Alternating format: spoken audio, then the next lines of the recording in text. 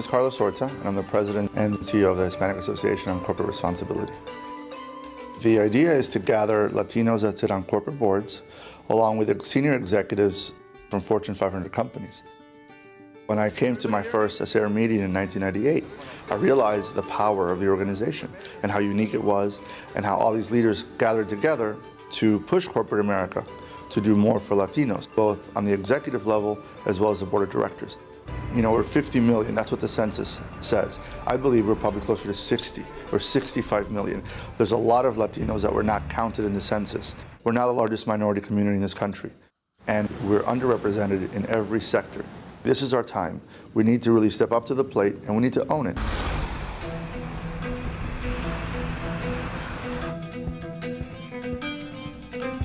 My name is Monica Lozano. I am the Chief Executive Officer of Imprimedia.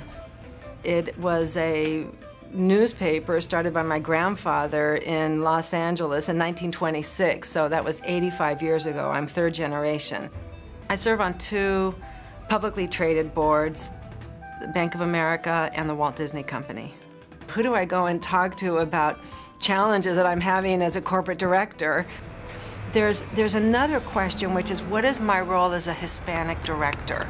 And that you don't talk about necessarily when you're with your peers, other board members, because there you're just there to be a good director for that company. You know, sometimes you feel alone. And it may be because you're the only woman around the table, and maybe because you're Latina. I came to be involved with ASER primarily through the executive director. I came to one session a number of years ago and decided that I just needed to keep coming back.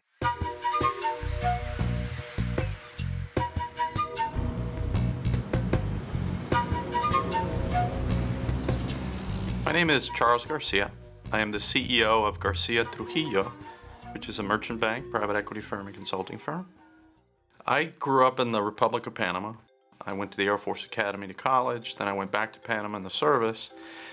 And then I came to Washington as a White House Fellow, went to Columbia Law School, and after law school I decided to start a business. And I started a business with 3 people.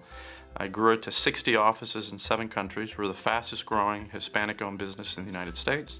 Because of the way I look American, but I speak fluent Spanish. I lived 20 years in Latin America and 30 years now in the US, so I can bridge both cultures. There's 50 million Hispanics in the United States. It's going to increase to 133 million in 40 years. That's 2.1 million more Hispanics every year. The buying power is growing 100 billion per year. By 2015, the buying power would be $1.5 trillion.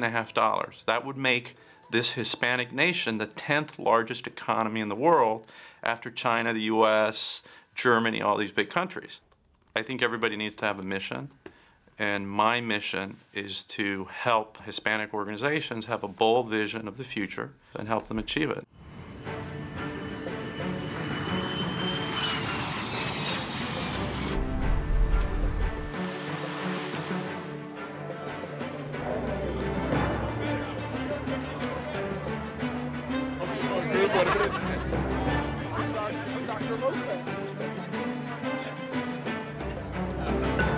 We Hispanics are more extremely passionate. And I think there's a realization of, you know, that we have all worked extremely hard to get to a place that many of us have had difficulties in getting to. Many of us have been at this a long time, and even 10 years ago, didn't even think that we would see 140 or 150 Hispanic directors of Fortune 1000 companies. My name is Patricia Diaz-Dennis, and my current professional position is retired. I was a Senior Vice President, Assistant General Counsel for AT&T, and I retired 2 years ago.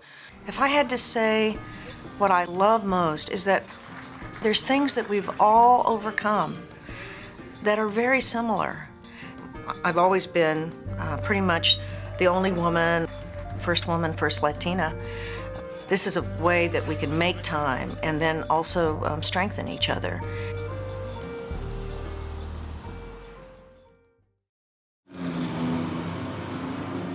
Good morning, everyone. Many of us are looking at the future and considering serving on corporate boards. A lot of it is really about networking. My name is Raquel Egusquiza, but everyone calls me Rocky. My current professional position is Vice President of Multicultural Markets for AARP.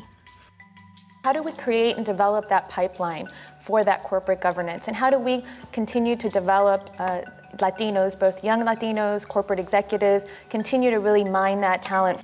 As we look ahead into the future in the next 20 years, it's no longer going to be a minority community. The general market will be the Hispanic community. And if we're not prepared to service the Hispanic community, as organizations and as corporations, we're going to be in peril.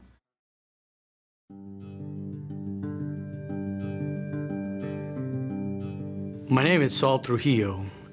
I'm the first native-born Hispanic to become a CEO of a Fortune 150 company.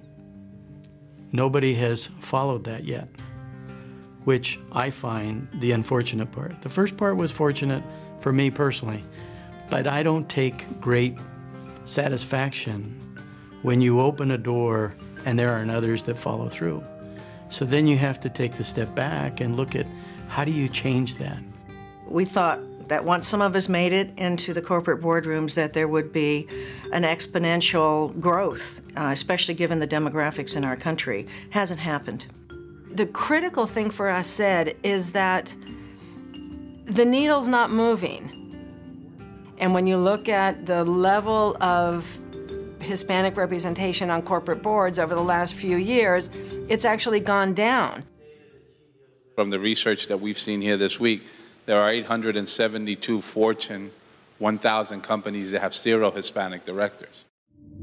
For way too long, I got kind of very discouraged in hearing corporate America say, you know, particularly on the supplier diversity side, we love to do business with Hispanics, but we just can't find them. And my message to corporate America is that's very funny, because when you're looking to sell me your product and service, you can find me, because you know how to advertise to the Hispanic community. So you have the business model. You just don't want to apply the business model when it comes to unlocking the doors of business opportunity or unlocking the doors of the corporate boardroom. So don't tell me you don't get it and you can't find it. Someone's got to hold corporate America accountable for a population that is very important to the future of this country. I think that's positive. I think we've got to, though, at the 25th anniversary, step back and say, where do we have in essence, the credibility to turn up the heat in areas where companies are underperforming? I think we've got to be realistic about what an organization like this can do. The idea was, how do we engage more people in a collaborative fashion about why do we think it is the way it is, and how do we make it better? You know, I would like to see if there's a way that we can develop a strategy to start to engage our CEOs of the respective boards that we sit in, you know, to come and get them involved in a dialogue that can also serve possibly as a best practice for us that we can leverage and, you know, and unlock the opportunities for not only us, but those Latinos that are sitting in the other room that are in corporate America that have some skill sets where I'm sure hopefully they want to be sitting in this room, you know, 3 or 4 or 5 years from now. I think, unfortunately, Hispanics as a culture are not very aggressive in asking for things.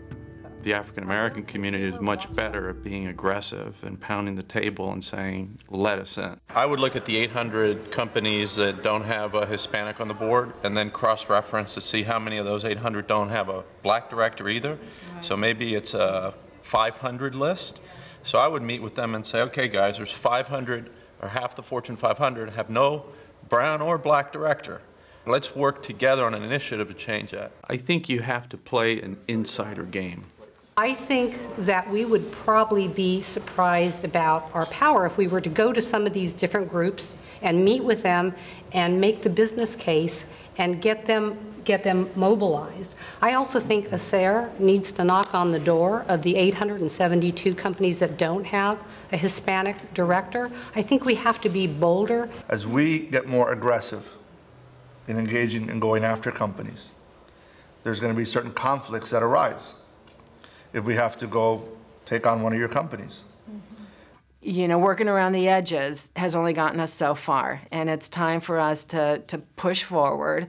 And if we're going to do it, let's do it. And everybody commit to doing this and do it deliberately and do it for time. And I think we're there. I would like to welcome everyone to Mount Vernon, a wonderful place steeped in history. In our own way, we are also making history at ACER. We are now 25 years old, gaining momentum and positioning ourselves for greater success over the next 25 years.